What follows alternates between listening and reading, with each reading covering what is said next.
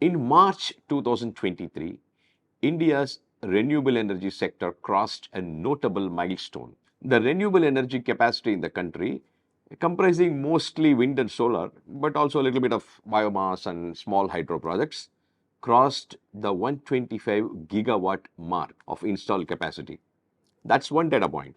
The second data point is in 2022-23, that is last financial year, India added about 17,000 megawatts of electricity generation capacity.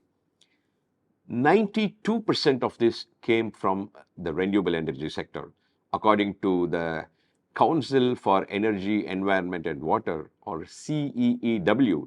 Imagine 92% of energy capacity additions have come only from the renewable energy sector in 1 year. Within the renewable energy sector, the rise of solar is remarkable. As at the end of March 2023, India had solar power installed capacity of 66,780 megawatts. And it is quite possible that with additions in April, the solar capacity would have, as we speak, now would have crossed the 70,000 megawatt mark. We will know for sure when the April numbers come. All this has come up in the last 12-13 years. In fact, in 2010-2011, India hardly had any solar capacity. Negligible amount of solar capacity in 2011 when actually this national solar mission started. But today we have nearly 70,000 megawatts. It's quite a feat. The other big renewable energy resource, wind, has not done as well as solar has. But nevertheless, wind installations have reached a very respectable number. Today it stands at 42,630 something megawatts. India has built 67,000 megawatts of solar and 42,600 megawatts of wind capacity, or about 110,000 megawatts of wind and solar.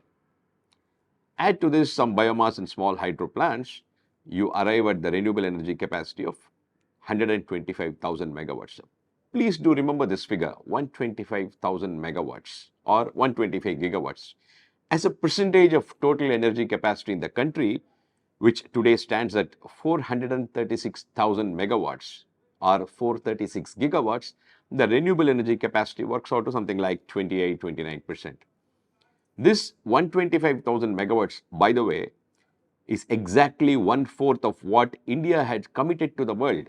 India has promised the world that as key part of its energy transition, it would build 500,000 megawatts of renewable energy capacity, or it would have 500,000 megawatts of renewable energy capacity by 2030. As we speak today, according to the latest government figures, another 54,022 megawatts of wind and solar plants are right now under construction. And of course, these projects will be built over a period of time, maybe 2 years, 3 years. And maybe some of them, few of them may not come at all. But still, this number of 54,000 something illustrates the robust project construction pipeline that we have, and this in turn illustrates the health of this sector. This project pipeline is all sweat to swell. Why? That brings us to the second point that I said we will look at, namely the future auctions. Here's the thing. The Indian government has said that it would auction 50,000 megawatts or 50 gigawatts, if you please, of wind, solar and hybrid power capacities every year. That is 50,000 megawatts each year between now and 2030. 50,000 megawatts a year is incredibly huge. We've never done it before. For example, last year, the auction must have been something like 12 or 15,000 megawatts. The first time ever, the government has come up with a month-wise auction timetable. That means the bidders will know how much capacity will be auctioned in June, how much in July, how much in August, and so on and so forth, so that they can plan very well for responding to the tenders.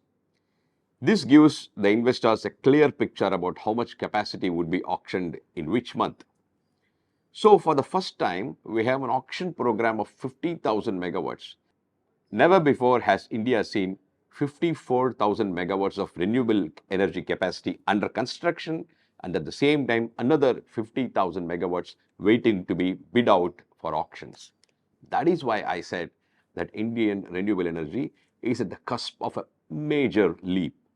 A quantum jump is in the offing. Now, to aid this level of increased activity, the government has announced a few policy measures. And let us look at the top few of them. The first key policy measure that the government has taken is the change in the method of auctions from reverse bidding to closed bidding. Now, under the closed bidding method, which is going to come now, bidders would just submit their bids and the bids would be opened on a particular date. And whosoever quoted the lowest tariff would get an opportunity to sign a power purchase agreement. He could then take the power purchase agreement to a bank, raise money, and put up the project and start selling electricity. However, under the earlier method, which was called reverse bidding, after the bids were opened, the bidders would still, outbid each other, come up with successive auctions, and then each would try to outbid the other. In effect, this would hammer down the prices. Because of this, prices of the renewable energy tariffs fell very, very low, and some projects became unviable and projects simply did not get built and so on. So the government has taken a decision that the old method is not working properly, and now they have come up with this new method of auctions, which is called the closed bidding method. In this method, of course, the renewable energy tariffs will rise, maybe about 30-40 paise per kilowatt hour. It is expected that renewable energy tariffs will settle down to somewhere around 3 rupees 30 paise or 3 rupees 40 paise a kilowatt hour, something like that, which is higher than the current tariffs of about 2 rupees 80 paise or 2 rupees 90 paise a kilowatt hour, but still is far lower than the average power purchase costs of various electricity distribution companies. The electricity distribution companies buy, of course, they generate some of the electricity from their own plants, but they also buy electricity from various sources. And if you take the average price that they pay for all these electricity purchases, it would work out something like 4 rupees or 4 rupees 50 paise. So even with this rise in the renewable energy tariffs, which is expected after this change in auction method, that increased tariff would still be much more competitive, much lower than the average purchase price that all these electricity distribution companies or discoms are now paying.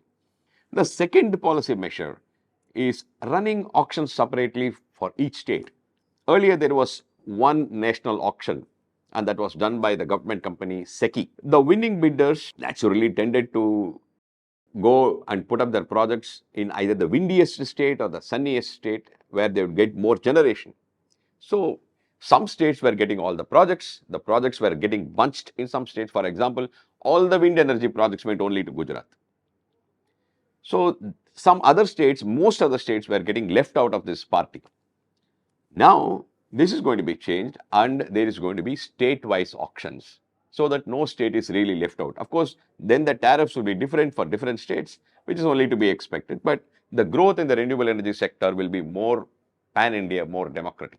The third key policy measure which the government is thinking of, but yet to be brought into force, is what is called the National Renewable Energy Purchase Obligation, the National RPO. This is, in a way, the opposite of bidding process. If in the bidding process, the government wanted to move from national to states, in purchase obligation, the government wants to move from state-wise to national.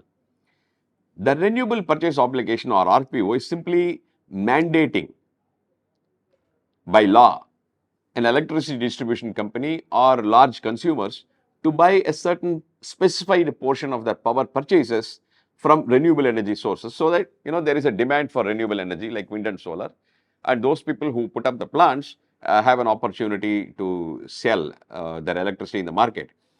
Unlike earlier, when each state had a separate quantum of renewable purchase obligation or state-wise RPO, which was prescribed by its respective electricity regulatory commission. So the obligation was different for different states, and many states were not meeting their obligations, and the electricity regulatory commissions, which was supposed to enforce these obligations, couldn't do so because the electricity distribution commission was simply financially not in a position to do so. financially they were broke and they couldn't fulfill their obligation. So it was not working out very well. Now, under the national RPO scheme, which the government is thinking of bringing, there will be one single purchase obligation for all the states to follow. What this means in practical terms is that the obligation will create a big demand for renewable energy. So this is the third major policy measure, which of course the government will formally announce. It's thinking about it, but will come pretty soon. So to sum up, the renewable energy industry in India is on the cusp of a major growth because three reasons. A, there is a robust, very healthy under construction project pipeline of 54,000 megawatts. B, the government plans to raise the quantum of annual capacity auctions to an unprecedented 50,000 megawatts a year. And C, the government is providing policy support to buttress these efforts. With all these things, it is a fair expectation that India will be able to meet its international commitment of having 500,000 megawatts of renewable energy capacity by 2030, which is a key component in sculpting a green economy. For more videos on India's green transition journey, please do subscribe.